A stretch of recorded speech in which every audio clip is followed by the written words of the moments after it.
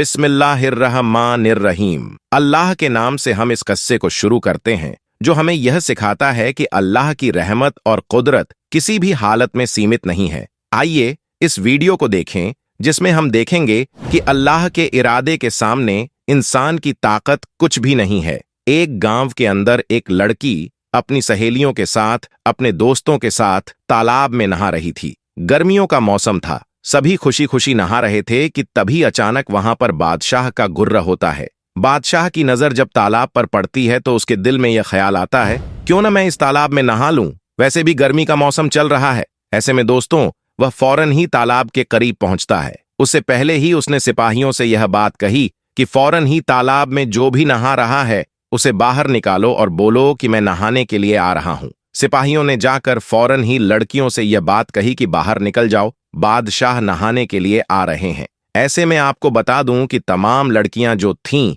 वह सब की सब बाहर आ गईं। लेकिन दोस्तों, आपको बता दूं, सब बाहर आ गईं, लेकिन सिर्फ एक लड़की थी जो बाहर नहीं आई। ऐसे में बादशाह जो था वह तालाब के करीब पहुंचा और बादशाह ने यह बात कही, मेरा हुक्म था कि सब लड़कियां बाहर आ जाएं, मुझे नहाना है, तो ऐसे वक्त में तुम बाहर क्यों नहीं आई। वह लड़की जो थी वह कहने लगी, बादशाह, आपको मैं बता देना चाहती हूं कि मैं एक मुसलमान हूं और मैं इस तरह से बाहर नहीं आ सकती। मैं यह चाहती हूं कि आप लोग यहां से चले जाएं, मैं उसके बाद ही बाहर निकल पाऊंगी। दोस्तों, ऐसे वक्त में बादशाह कहने लगा, मुझे नहाना है, अब मेरी यह जिद है कि तुम बाहर आओ और अगर तुम मुझे खूबसूरत लगीं तो मैं यकीनन तुम्हें अपनी मलिका बना लूंगा। दोस्तों, वह लड़की जो थी वह यह बात कहने लगी, बादशाह, ऐसा ना करो, आप यहां से चले जाओ क्योंकि मैं इस तरह से बाहर बिल्कुल भी नहीं आ सकती। लेकिन बादशाह का बार बार यही कहना था, मैंने कभी मुसलमान लड़कियों को इस तरह से नहीं देखा है, इसीलिए मैं इस हालत में मुसलमान लड़की को देखना चाहता हूं।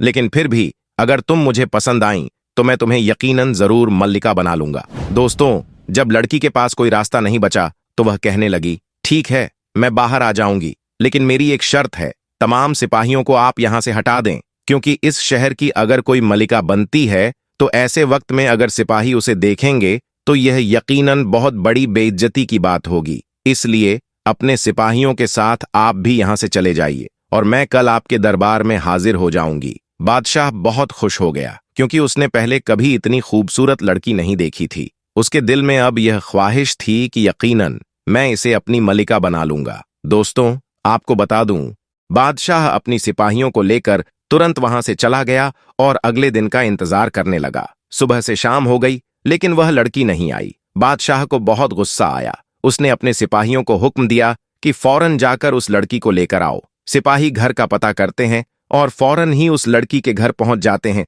लेकिन वहां ताला लगा था। पड़ोसियों से पता चला कि वह लोग कल ही वहां से रवाना हो चुके हैं और अब तक कहीं नहीं मिले। सिपाही वापस आकर बादशाह को सारी बात बताते हैं। बादशाह को बहुत गुस्सा आया और उसने कहा कि पूरे शहर में तलाश करो और केवल शहर में नहीं, आसपास के राज्य में भी पता करो कि वह कहां गई। दोस्तों, आपको बता दूं कि सिपाही तलाश कर रहे थे लेकिन वह लड़की कहीं भी नहीं मिल रही थी। जैसे जैसे वक्त गुजर रहा था, बादशाह के दिल में बेचैनी बढ़ रही थी। वह उस लड़की के लिए दीवाना होता जा रहा था। 2-4 दिन बीत गए लेकिन लड़की का कोई पता नहीं चला। बादशाह को अफसोस होने लगा कि मैंने एक बहुत ही कीमती चीज खो दी है। लेकिन दोस्तों, उसकी मोहब्बत अब बहुत आगे बढ़ चुकी थी। एक रात वह ख्वाब में देखता है कि उसके ही महल के करीब एक जंगल है जिसमें एक झोपड़ी है और वहां एक लड़की और उसका बाप आराम कर रहे हैं। तभी अचानक ख्वाब टूट जाता है। बादशाह समझ जाता है कि यह कोई और नहीं, वही लड़की और उसका बाप हैं।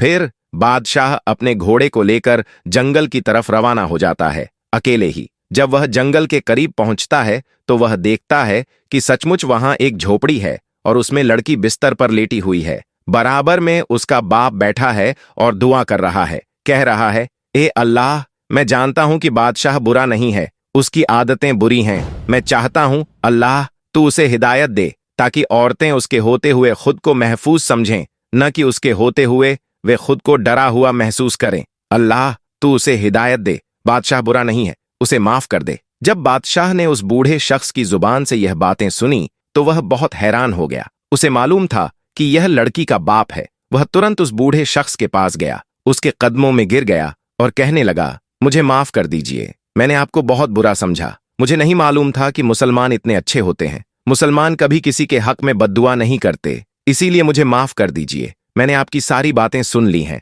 और मेरी वजह से आपको कितनी परेशानियों का सामना करना पड़ा, लेकिन फिर भी आपने मेरे लिए बद्दुआ नहीं की। यकीनन आप बड़े अच्छे इंसान हैं।